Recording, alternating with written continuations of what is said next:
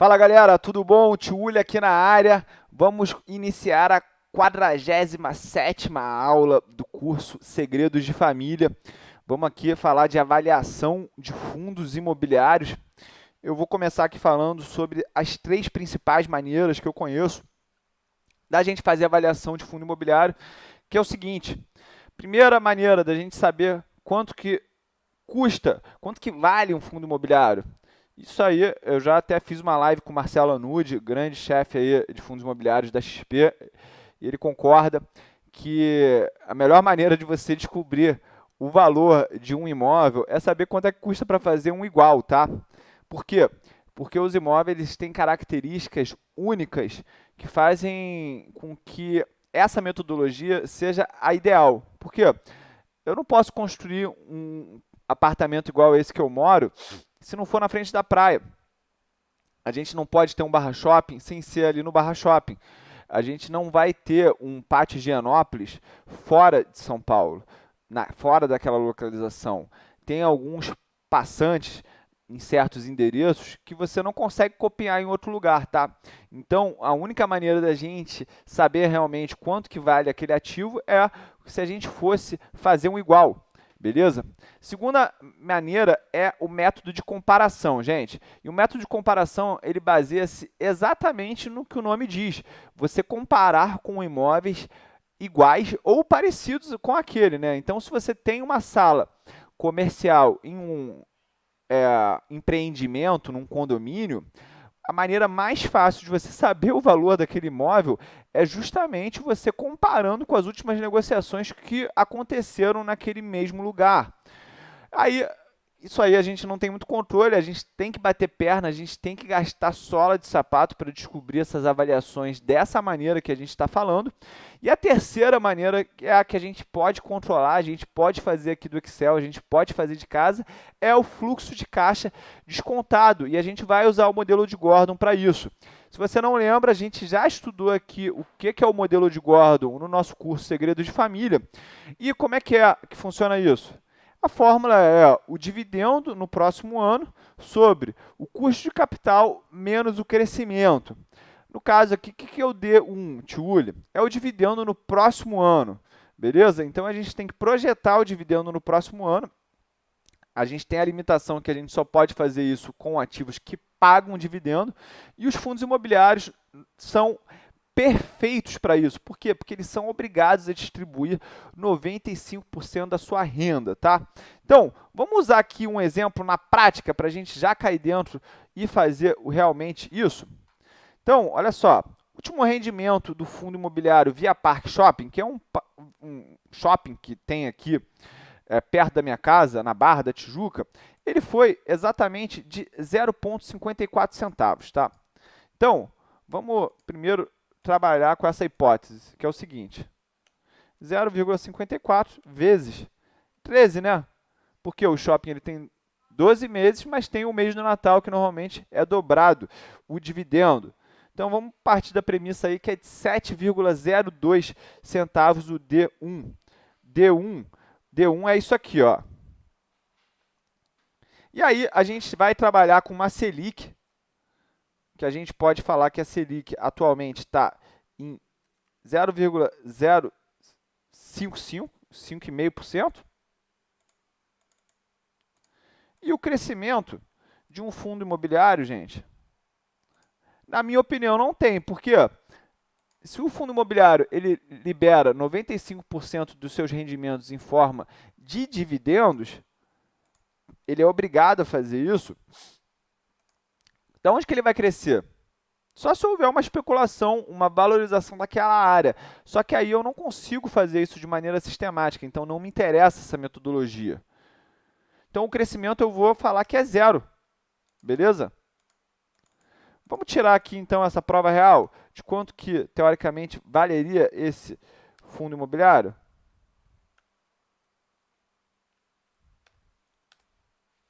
R$ 127.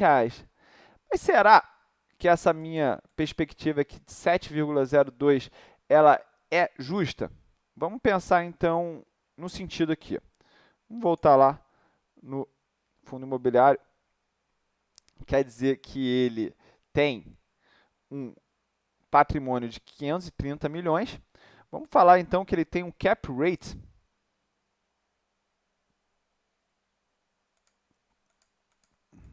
de 5%. Para você que não lembra o que é cap rate é o valor do aluguel sobre o valor do imóvel. Então, se o valor do imóvel é 530 milhões, vamos falar que o cap rate ele vai ser de 26 milhões, 5%. Valor de mercado. 530 milhões.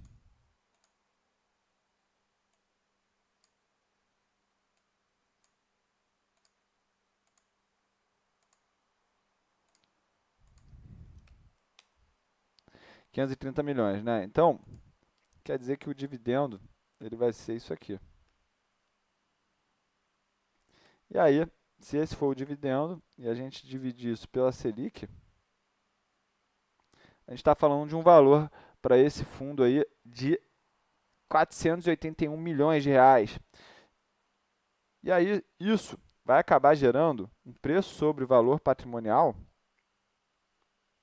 Esse aqui é o valor patrimonial, desculpa, gente. Valor patrimonial. O que vai gerar? Ali, um valor justo sobre o valor patrimonial de 0,90, beleza? Será que 0,90 é isso aqui? Não é, né? Então, vamos dar uma olhada aí quanto que esse fundo pagou nos últimos 12 meses. 13,8695. 13,8695.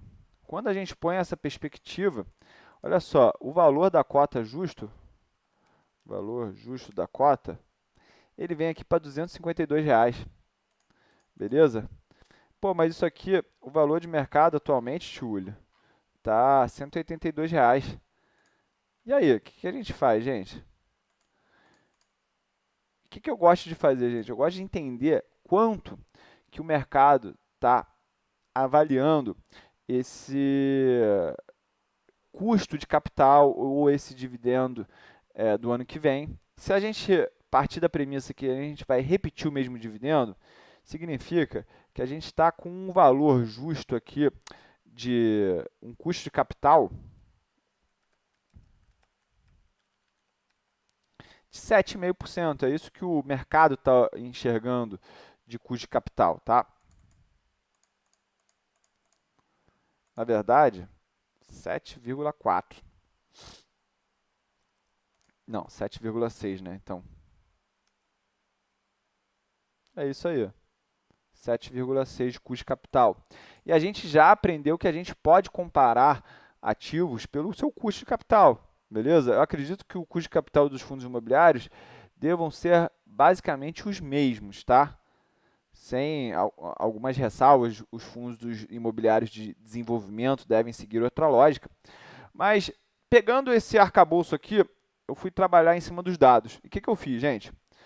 Peguei algumas carteiras baseadas aí em algumas premissas e tentei projetar o valor de Gordon a partir disso. Então, eu peguei aqui uma carteira que começou em 2014, ou seja, liquidez de 2014, que tinha 5 anos consecutivos de pagamento de dividendos. Então, tinha dividendo sendo pago em 2014, um ano antes, 2013, um ano antes, até 2010, um ano antes. E aí, eu peguei a média dos últimos 3 anos e falei, esse vai ser o meu D1. E dividi pela Selic.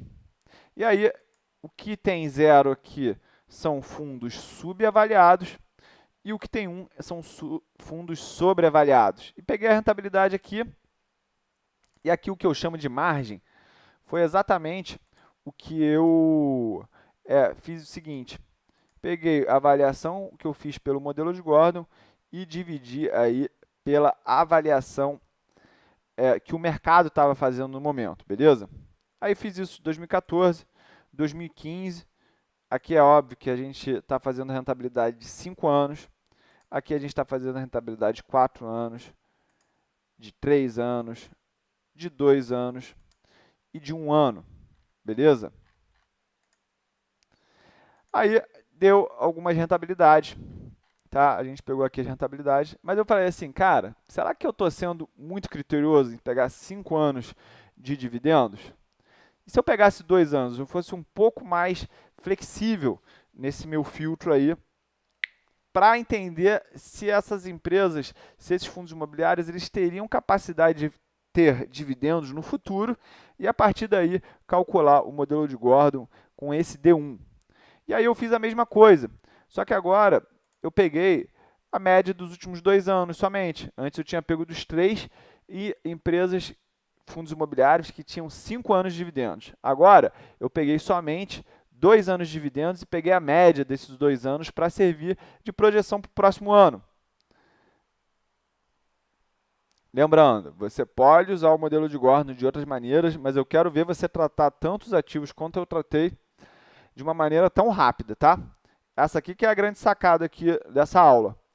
Então, eu peguei 2 anos, a média, e comparei. Fiz aqui o modelo de Gordon. Se aqui tiver zero, é porque está subavaliado, ou seja, está mais barato do que o mercado está precificando isso mais barato do que o valor intrínseco real que eu achei, tá?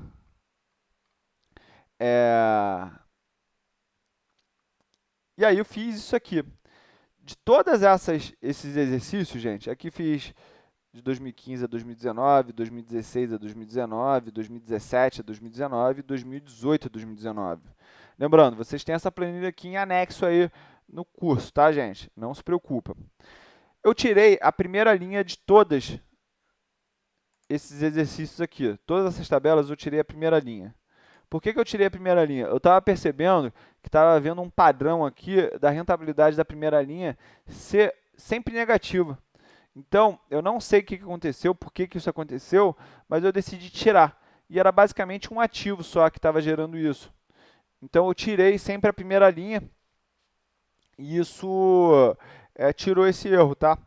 Então, eu posso ter criado esse viés, mas a gente vai ver aqui o resumo do que gerou de resultado isso. Se você pegasse a carteira de Gordon de 5 anos e pegasse todos os ativos subavaliados, ou seja, aqui eu tive 60 ativos. Na média, esse retorno veio de 30,43%. Eu botei aqui, ó. Aí eu peguei todos que foram sobreavaliados. E aí, só tive 10 ativos. E a rentabilidade foi de 32,36%. A gente precisa entender uma característica, um problema estatístico aqui, que é o seguinte. Quanto maior o N, menor a dispersão, ou seja, menor o desvio que eu vou ter. Então, quando eu comparo 60 com 10 ativos, 60 ativos subavaliados com 10 sobreavaliados, vai dar uma dispersão maior nessa coluna. E ela vai tender a ter uma média maior de retorno, tá? A gente precisa entender isso só para entender a distorção, beleza? Fiz isso com essa carteira de de 2 anos, tá? Subavaliados e sobreavaliados. E aproveitei também e falei assim, cara, eu vou pegar os 10 mais baratos e os 10 mais caros e vou ver a rentabilidade disso. E a gente acabou tendo esses retornos. Ou seja, nenhuma dessas fórmulas, nenhuma dessas metodologias dominou a rentabilidade, tá? Mas é importante que a gente saiba o seguinte, por exemplo, aqui, ó, a gente teve a maior rentabilidade que o IFIX. Aqui também, todos tiveram uma rentabilidade maior que o IFIX. A gente comparou ao mesmo período. Aqui também, todos foram maior que o IFIX. Só que o Gordon de subavaliado de 5 anos, que foi menor que o IFIX, tá? Mas o resto todo foi maior que o IFIX. E aqui, ó, nos últimos 5 anos, todos foram maior que o IFIX. Então, você tem metodologias para bater o IFIX aqui, tá? E a gente viu que bate por uma margem boa, tá? Dá 69 contra 54%, é quase 130% do IFIX.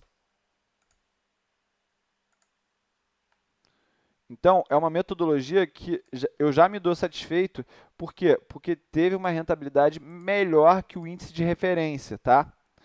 Mas, fazendo aqui esse conteúdo para vocês, eu falei assim, cara, será que eu tenho que adicionar 2% de custo de capital, que é realmente o que o mercado ele costuma exigir de capital para todos esses estudos? Vamos fazer isso, gente, para ver o que dá? Vamos fazer isso para ver o que dá? Que eu quero só testar essa hipótese, beleza?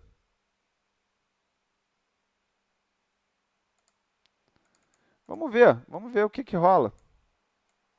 E agora eu vou fazer isso com vocês. Eu não sei a resposta, tá? Eu não sei realmente a resposta. Vamos ver aí.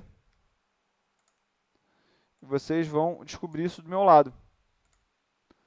Então, deixa eu copiar aqui o que a gente não vai precisar, tá? E aí, eu vou precisar copiar e colar isso aqui tudo para que a gente possa mexer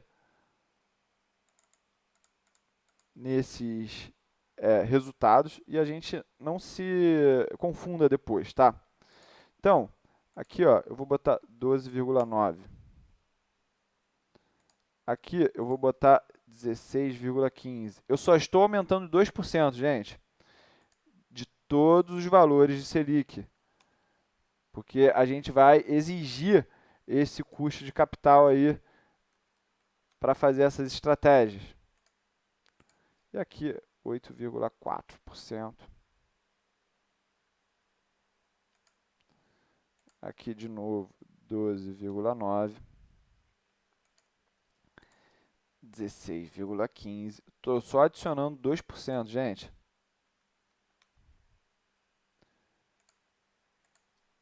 10,15. Aqui, finalmente, 8,4. Beleza? Então, vamos agora completar esse resumo. A gente vai ter que fazer de novo essas contas. Vocês vão aproveitar para entender melhor aí essa metodologia. Então, antes a gente tinha tido 60 ativos, agora baixou para 47. Eu acho que a rentabilidade ela vai acabar... Não sei. Vamos ver o que vai acontecer.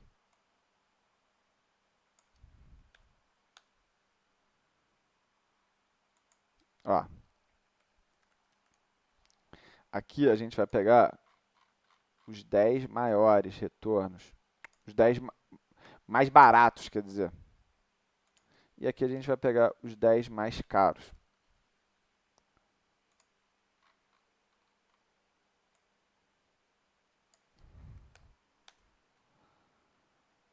Então, ó, a rentabilidade foi a mesma. Aqui a gente pode, aqui vai ser a mesma, né? Porque é uma questão de posição. Não tem nada a ver com, com a escolha em si, tá? Esse aqui a gente vai ter que fazer a mesma coisa. Esse vai precisar sim. Então,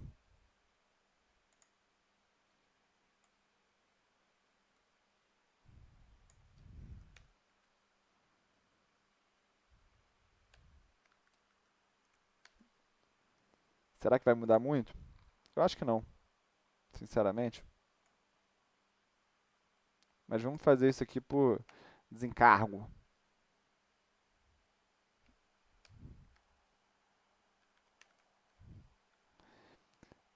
De 2017 a 2019.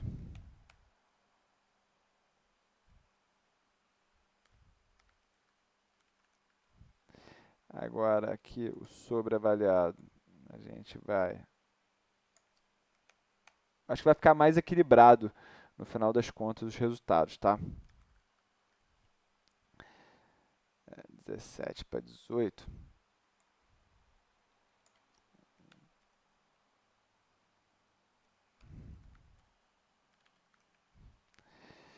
Sobreavaliado 2017 para 18.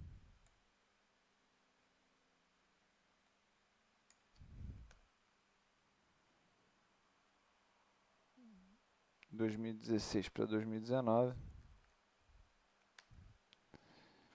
2016 para 2019.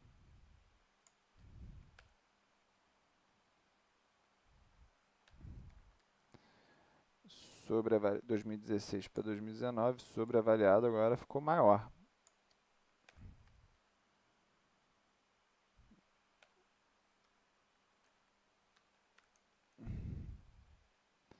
De 2016 a 2019.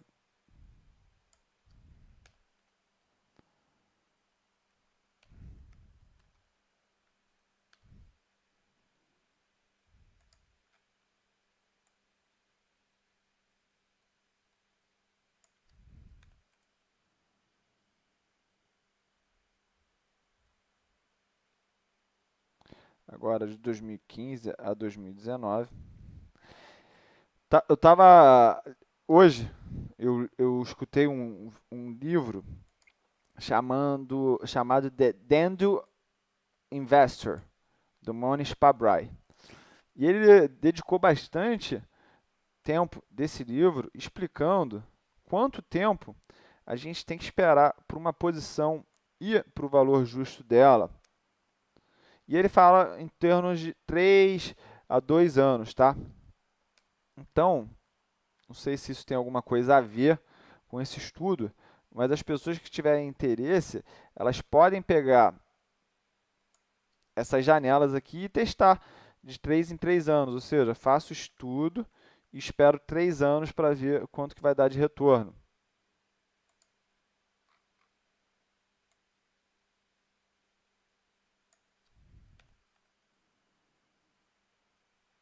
Olha aí. E aí, vamos terminar agora, 2019 a 2014, que a seleção foi pequena. Aqui, ó.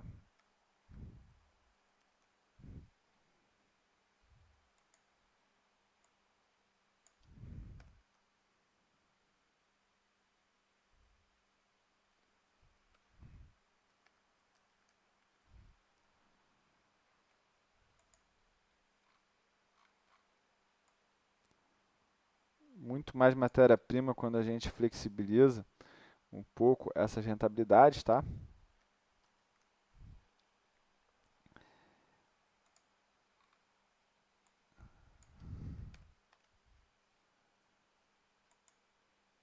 E aí, gente, vamos ver se essas médias mudaram muito, tá?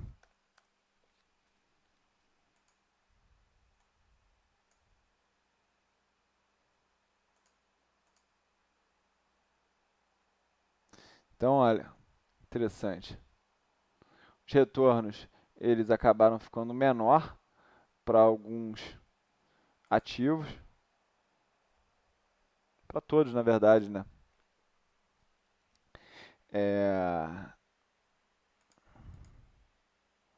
O que que a gente viu aqui, ó? 103% maior que 87%, 106% maior que 87%.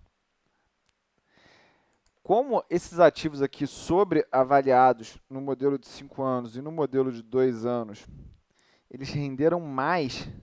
Sabe o que às vezes eu fico pensando? Eu não sei se vocês lembram, quando eu fiz o estudo, a carteira de abertura do curso, que eu fiz sobre fundos imobiliários, eu peguei a maior relação de preço valor patrimonial. Por quê? Porque eu vi lá no histórico que tinha dado mais rentabilidade, tá? E na próxima aula a gente vai fazer uma carteira de Factor Investing baseada em fundos imobiliários para ver se dá mais retorno do que essa metodologia aqui de Gordon, tá? A gente vai usar esses testes, mas interessante a gente entender isso. Eu vou até tirar essas médias aqui, ó, porque senão vai confundir a galera achando que isso aqui é realmente pertinente. Não é, tá? Eu acho que há uma concentração de rentabilidade, aquela velha máxima dos imóveis, location, location, location, ela concentra mais retorno naqueles imóveis de maior qualidade, e esses imóveis de maior qualidade, eu acredito que eles estejam na categoria dos sobreavaliados, tá? Daqueles ativos com maior prêmio em relação ao valor patrimonial. Então, eu acredito que seja isso que esteja gerando esse tipo de retorno anormal nessa parte aqui da amostra, tá? Essa parte da amostra. Então, gente, fica aqui essa aula de avaliação de fundos imobiliários. Eu saio feliz daqui, por quê? Porque a gente consegue uma metodologia que ganha do IFIX, tá? A gente pode achar que isso é besteira, mas isso é muita coisa. Por quê? Porque realmente a gente está gerando um alfa com esse tipo de estratégia, pelo menos, tá? A gente está gerando um alfa com esse tipo de estratégia. Então, você já tem aí mais um modelo de como ganhar da média. Beleza, gente? Eu espero sugestões. A gente está chegando a um nível aqui no curso onde as pessoas que vieram acompanhando tudo, elas já estão em um nível mais avançado. Então, a gente precisa trocar mais, tá? A gente precisa trocar mais sobre as nossas estratégias, como vocês enxergam melhorias para otimizar as rentabilidades. E é só o começo, tá bom, gente? Próxima aula a gente vai falar sobre como formar uma carteira de Factor Investing baseado em fundos imobiliários. Beleza? Só o começo, tamo junto e vamos que vamos.